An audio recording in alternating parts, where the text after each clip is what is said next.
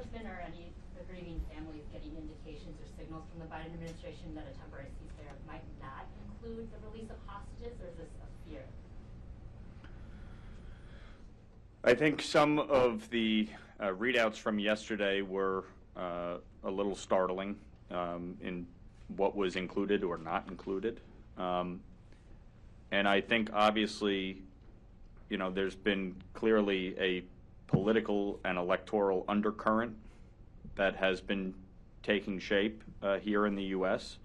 that I think is having an impact on some of the, at least, public pronunciations.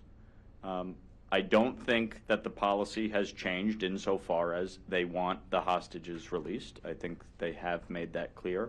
I think they need to continue to make that abundantly clear, that there will not be any decoupling of a ceasefire with the release of the hostages. The hostages must be released.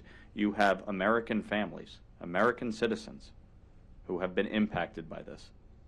That must be at the forefront of our minds and our efforts in trying to bring this conflict to a resolution. If you want to, yes, please.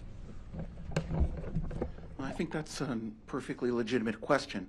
I would respond by saying that as an Israeli American, which I am, and all of our loved ones are, and most of us are ourselves, it's been extraordinary these past 6 months. The complete solidarity and support that we've felt from the Biden administration. Of course, the administration is perfectly capable and has the responsibility of acting in the best interests of the United States.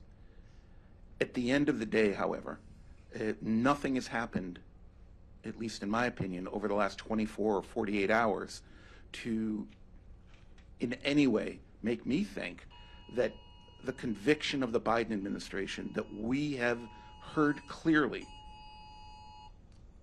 and been shown during our meetings towards the release of all of the hostages, all 134 of the hostages, has changed even a little. And I think I can speak in this case for all of us. We've all been struck by the respect and access that we've been granted by the Biden administration in general as hostage families. And sadly, I have to say, it is in direct contrast to the same kind of access that we have not really been given by our own government. So those are the realities of the situation. And so one can go out of one's way to interpret a readout in this or that way, but that's all it is. It's a readout.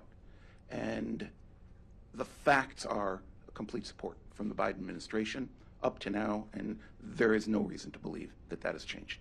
Contrast drawn between the Biden administration and the Israeli government, correct. I'm sad to say. Does not give me any sense of joy or pride, but that is those are the facts on the ground.